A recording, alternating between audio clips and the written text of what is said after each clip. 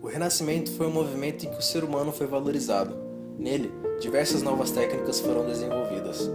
A arte barroca é rebuscada, complexa, com grandes contrastes entre claro e escuro, e muito pessimista. No romantismo, os sentimentos e a natureza foram valorizados.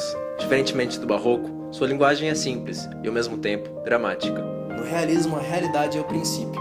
Os artistas mostram fatos atuais numa linguagem de fácil entendimento. No impressionismo, a natureza e a luz solar são os temas. Os sentimentos nas obras são de felicidade e harmonia. No expressionismo, a subjetividade é o principal. O artista recria o mundo do seu jeito.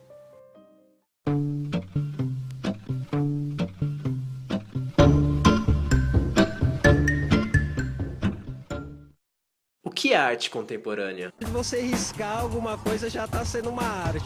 É bem aquele chavão mesmo, né? Tudo é arte. A arte contemporânea pra mim é uma coisa diferente.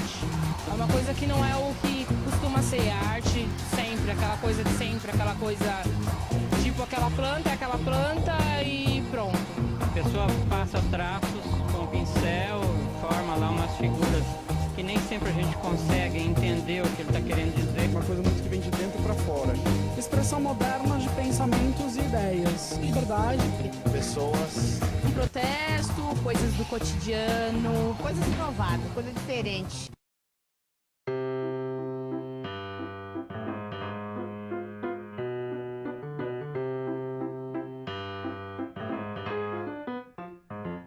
A arte contemporânea surgiu na década de 70 e se estende até hoje.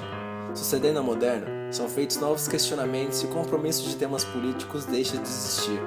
Novos hábitos, conceitos e o pós-guerra são de grande influência no período contemporâneo. O movimento representa a liberdade artística, não recriando apenas objetos, mas sim conceitos e atitudes. A reflexão da arte passa a ser mais importante que sua representação, fazendo com que cada um possa pensar sobre o mundo atual.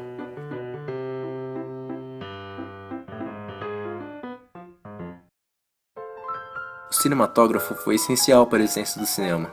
Ele foi inventado por Auguste e Louis Lumière, que em 1825 realizaram a primeira exibição da arte em Paris.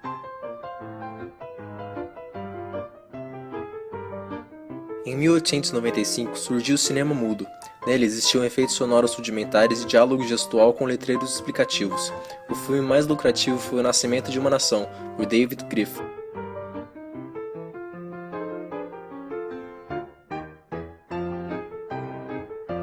A Era do Som, por sua vez, surgiu em 1926 com a introdução do Vitaphone pela Warner Brothers, que foi utilizado pela primeira vez no filme The Jazz Singer, em 1927. A primeira experiência efetiva de cinema colorido foi feita em 1935 com o sistema Technicolor, mas curiosamente, o sistema foi usado antes, em 1906, só que ele ainda era tão primitivo que teve um resultado decepcionante com o público.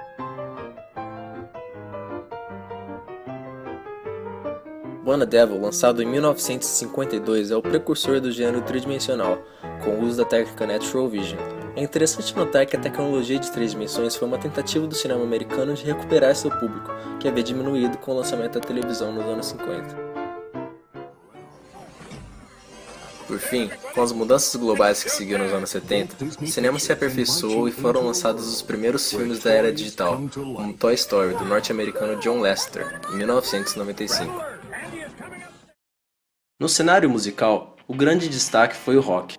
Rock é o termo abrangente que define um gênero musical popular que surgiu na década de 50 e se desenvolveu principalmente ao longo da década de 60.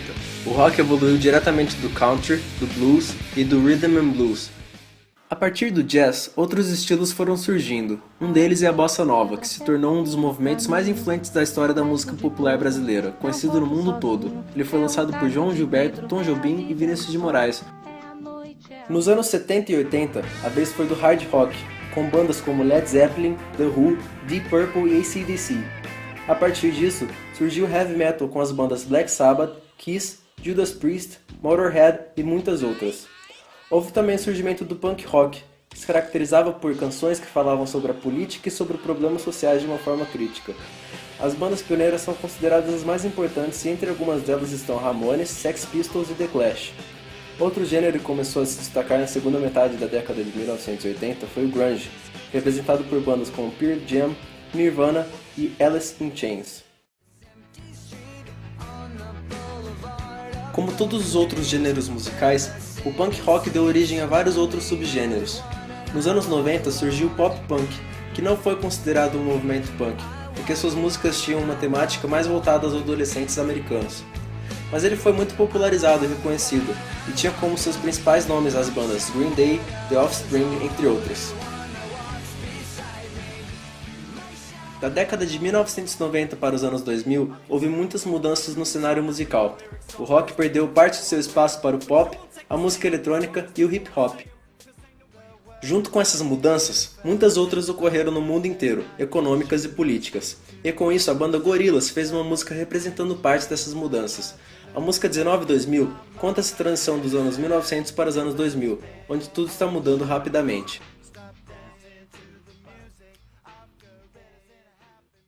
A pop art foi um movimento artístico originado na Inglaterra dos anos 1950 e teve apogeu nos Estados Unidos nos anos 60. O interessante é que o movimento propõe uma crítica à cultura de massa, ao mesmo tempo que a utiliza em suas obras.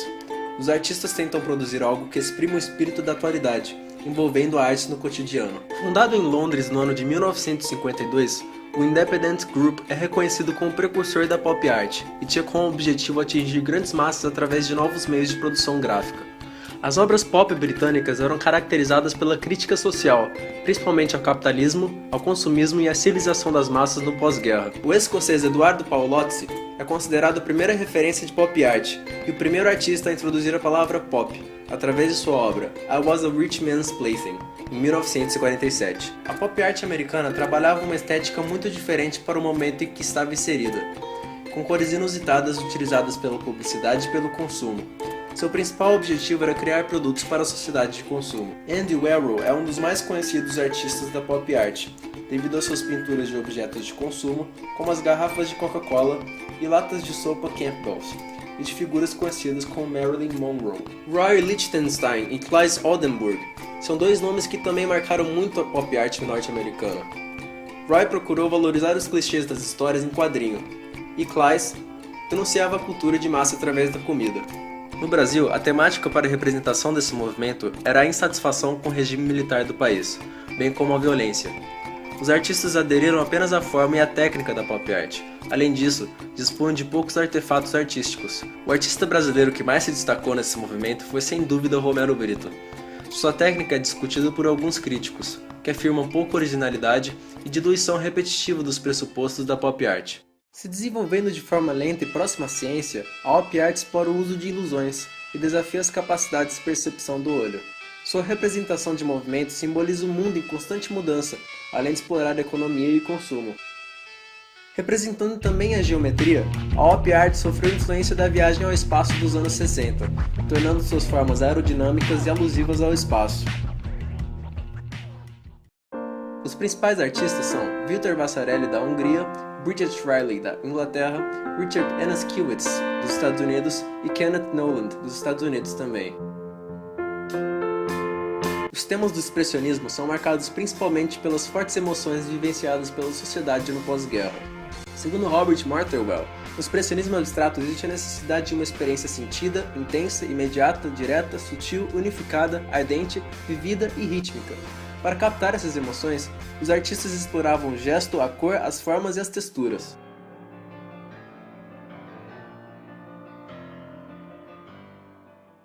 Na pintura abstrata, as interpretações são livres e baseadas em uma emoção ou experiência pessoal. A cor e a forma dos objetos possuem os elementos necessários para traduzir essas emoções. Para Kandinsky, os elementos da arte visual têm o mesmo efeito da música. Ninguém se pergunta o significado de um canto de um pássaro, por exemplo. Simplesmente ouve-se.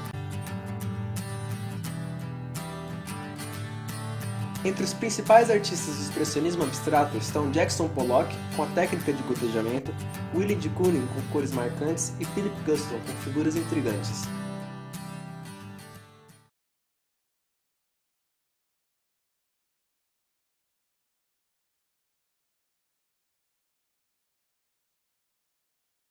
Buy it, use it, break it, fix it, trash it, change it, melt, upgrade it, chart it, point it, zoom it, press it, snap it, work it, quick erase it, write it, cut it, paste it, save it, load it, check it, quick rewrite it, plug it, play it, burn it, rip it, drag it, drop it.